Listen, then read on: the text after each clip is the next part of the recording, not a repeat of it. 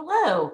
So what I want to talk about in this month's tip videos is I want to talk about some common mistakes that I see when schools are working through redesigns, because I work with a lot of schools and I've done a lot of redesigns over the years of all different types, small, large, state level, you name it. And there's some themes that keep coming up. Let's learn from others that are, when things aren't quite working. I want you to understand, what can you take away from that to make your redesign work more effectively? I kind of want to show you, like, here's where you might have a challenge. Maybe we could avoid it if you know that it's going to come or that it could come. Okay, so in today's video, the mistake that I often see with redesign, one big mistake that I see is how we address the schedule. So what happens often when we are talking about redesigns, we are talking about curriculum and we're like objectives and courses. And that starts with something that's very faculty driven. It's like, okay, what courses and what sequence do we think students should have? And then there's been laws and mandates that have said, you've got to reduce that. You've got to use certain kinds of placement to determine where students start. You can't have as many courses.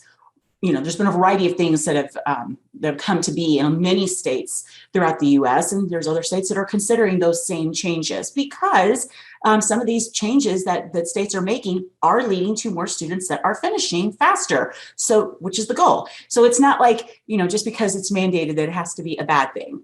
It doesn't have to be. And, I recognize mandates aren't usually everyone's favorite word, but they don't have to be. But the issue is the idea of when you're in a redesign is that you're going for scale. So when I say redesign, I'm not saying pilot, which I think a lot of schools, they're thinking, oh, I'm going to try something out. We're going to try this new thing. And it's interesting, when I work with schools, it's a rare school that hasn't tried co-requisites or have a course on the books or haven't done something with it or have a conversation. That is very, very typical, that we're like, oh yeah, we've talked about co-recs, we planned it, we've got a course approved. And then they're like, but we don't have people signing up. And I regularly hear this, we don't have people signing up. What's going on there is, the main thing I want you to take from this is redesign does not happen in the flow chart, okay? It happens in the schedule. So yes, you have to figure out what you're going to offer that meets a legal requirement or a mandate, or your administrator that's like, hey, I want you to reduce the sequence. It's too long. We have too many students that are getting bogged down in some of these classes. We're wondering if they could start a little higher, if we could provide interventions in other ways. Could students be successful in something in a different way? So I get that we have to focus on the what. What are we going to have students go through? What is the sequence going to be? How many options is it going to have? And just a hint for you, fewer options are better. One of the many things that we've learned over the years with lots and lots and lots of redesigns. But a redesign, if you're actually going to like really change something, is not a pilot. It's not a section. So where it actually changes, meaning outcomes, experience for faculty, experience for students, student services, everything is in the schedule. It's what you decide to offer, how much of it, when. That is what makes the redesign happen. So one of the things that, and I've been on both sides of this, where we had a redesign at my college that we had no issue getting students into the new sections, and then we had tons of issues getting into the new sections. And here was the difference in the two types of redesigns. One, we ripped the Band-Aid off and we went all in. We're like, we picked a semester and we said, after this semester, there will no longer be certain courses offered. These are the only types of courses we are going to offer. We phased in things like using online homework systems and some of the instructional techniques and some of the policies. But when we decided that we were going to do the courses, because the courses were entirely different. They were modular. They were just completely different.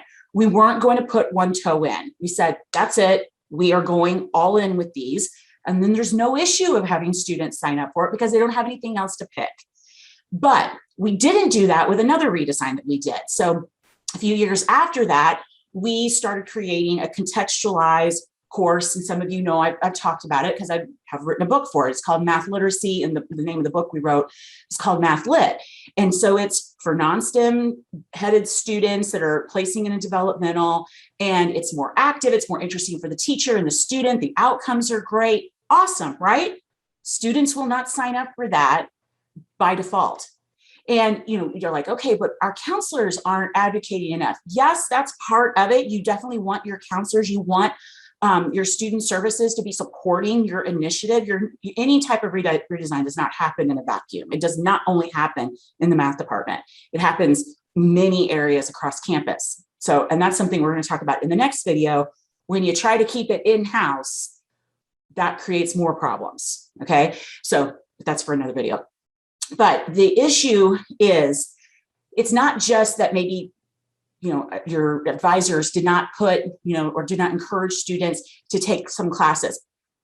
Just human nature, we generally don't gravitate towards things that are new or different. We go with the known, even if it's slow and traditional and maybe not as exciting or as effective. We go with the known. That's just how human beings are. So what's going to happen is, if you have this great section, but you only have one section of it, it's going to be real hard to fill. It doesn't mean you can't happen. It depends on how you do things on your campus. Can you, is there some way that you can actually handpick students and have them sign up for it? But when you get on bigger campuses, it's really difficult to do things like that. You really just, it's an offering, it's on the online system, and you hope people will sign up for it. So what happens is, if you don't change your schedule, you're not really redesigning. That's the big thing. So until you offer substantial number of sections of whatever you're doing, you don't really have a toe in the water of it. You're just like trying things out, but there's no change actually happening. But the schedule is very much, that's a hairy issue. So I want to just, be completely, I'm a very transparent person as it is, and I'm just going to be completely honest with you. Whenever you start messing with the schedule, people get their back up. So the issue with the schedule is that while in some ways it should seem like it's a faculty thing because it has to do with courses and offerings and curriculum, it is not. It is an administrative thing at almost every college and university. There are some places where faculty have a lot of input, and you might have faculty chairs or deans that are determining it, but usually it is the decision of an administrator ultimately. So when you have administrators that just say, this is what we're going to offer without talking to faculty get really upset. If you have faculty who are like, this is what we're going to offer, and even though the administration wants something different, then they get really upset. The issue is, you need to be making changes in that schedule, but you have to talk about it between faculty and administration. You have to have the conversations and try to get on the same page. And that's the thing that people will avoid, because that is where the rubber meets the road. When you actually start changing the schedule, when you stop offering so many of one type of course, say beginning algebra, and you start offering a whole lot more co-requisite courses, then you're going to move towards scale. And then you're going to move towards change, and not everybody likes change. We like what's comfortable. We like what's familiar. Okay. So just a heads up, when you're working on redesign, the big takeaway that I want you to get from this is picking out the courses that you're going to use to make the change or meet the legislative mandate. Rock on. That is an awesome thing. That's one step. The next step is, how much and when are you going to offer those? That is what is going to get you to scale. And the way that you know you're there is that the default is what students go, if they're not prepared for college level math, the default is probably going to be co-requisites or some kind of accelerated option. If the default is still beginning algebra, you have not scaled. Well, you have scaled, but you're at old scale of your previous interventions. You haven't scaled your new changes yet.